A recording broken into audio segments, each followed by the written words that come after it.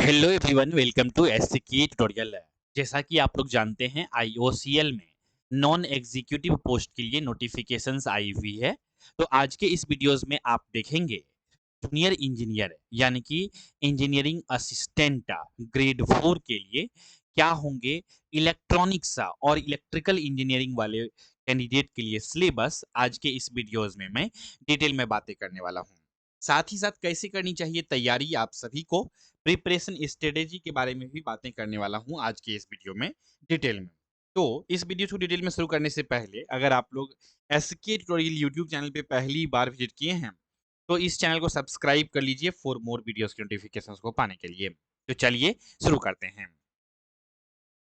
मैं बात करता हूं पहले उस सभी पोस्ट से जिसके लिए डिप्लोमा इन इलेक्ट्रिकल इंजीनियरिंग या फिर इलेक्ट्रिकल एंड इलेक्ट्रॉनिक्स इंजीनियरिंग वाले बच्चे एलिजिबल हैं।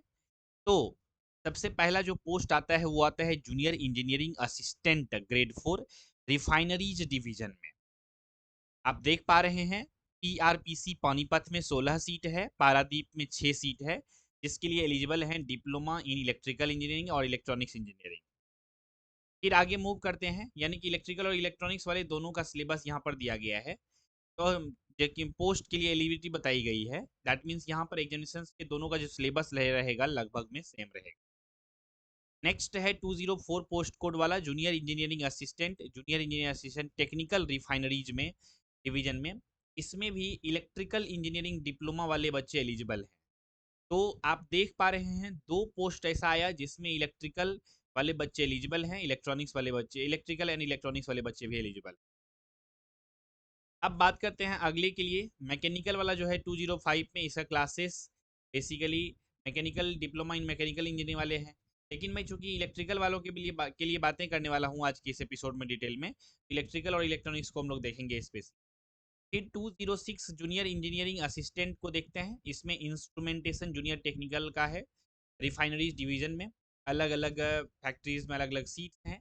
इंजीनियरिंग डिप्लोमा इंस्ट्रूमेंटेशन में अगर है या फिर इलेक्ट्रॉनिक्स इंजीनियरिंग में है तो, या फिर कंट्रोल इंजीनियरिंग में है तो आप लोग इसके लिए एलिजिबल। अब देखिए मैं बता देता हूँ, आपने देखा कि इलेक्ट्रिकल, इलेक्ट्रॉनिक्स, इंस्ट्रूमेंटेशन और कंट्रोल इंजीनियरिंग तीनों के लिए बेसिकली जो है यहाँ पर अलग अलग पोस्ट के लिए basically diploma holder candidate eligible है, राइट। तो सिलेबस जो है लगभग लगभग में 90% सिलेबस जो है वो सेम ही है ऑल ब्रांच को। सिर्फ इलेक्ट्रिकल इंजीनियरिंग वाले बच्चों को जो है ना एक्स्ट्रा में इलेक्ट्रिकल मशीन और पावर सिस्टम पढ़ना होगा, और वो भी बहुत ज़्यादा क्वेश्चंस नहीं पूछे जाते हैं उस पेपर से। कुछ दो चार क्वेश्चंस देखने को मिलेंगे आपको पावर सिस्टम और इलेक्ट्रिकल मशीन। तो कुल मिला के कह सकते हैं कि electrical, electronics, instrumentation, control engineering वालों का सिलेबस सेम रहेगा। इसीलिए हमने एक बैच लॉन्च किया है जिसका नाम है जूनियर इंजीनियरिंग असिस्टेंट ग्रेड 4। इस बैच में आप सभी बच्चे ज्वाइन हो सकते हैं जिसका branch electrical, electronics, instrumentation, control engineering है, और आपने वो सभी पोस्ट में से किसी में भी अप्लाई किया है जिसमें ये सभी ब्रांच वाले बच्चे एलिजिबल हैं। तो आप लोग प्रिपरेशन कर सकते हैं हमारे साथ जुड़ करके एसके ट्यूटोरियल ऐप पर। कंप्लीट बैच है और सिलेबस ऑलरेडी जो है 50 to 60% कंप्लीट हो चुकी है, क्योंकि कुछ रिकॉर्डेड क्लासेस को हमने अपलोड कर दिया है उसमें, और लाइव क्लासेस भी आते रहेंगे टाइम टू टाइम। तो अगर आप लोग ज्वाइन होना चाहते हैं तो जल्द से जल्द डाउनलोड करिए गूगल प्ले स्टोर से एसके ट्यूटोरियल ऐप को, और अपना प्रिपरेशन की शुरुआत कर सकते हैं हमारे साथ जुड़ के। इसके बाद नेक्स्ट जो पोस्ट है इसकी ओर मूव करते हैं। अगला है बेसिकली आपके लिए engineering assistant electrical pipeline division में। इसके लिए diploma in electrical engineering eligible है और इलेक्ट्रिकल एंड इलेक्ट्रॉनिक्स एलिजिबल है। तो यहाँ पर भी वही सिलेबस रहेगा, वही चीजें पढ़नी है। आगे देखिएगा इंजीनियरिंग असिस्टेंट पाइपलाइन डिवीजन में ही 303 जो है, इसके लिए diploma in electronics engineering communications, electronics telecommunications, radio communications, engineering instrumentation and control engineering. अब इसमें क्या होता है ना, एक कम्युनिकेशन सिस्टम पेपर होता है, उसको एक थोड़ा सा इसमें पढ़ाना होता है।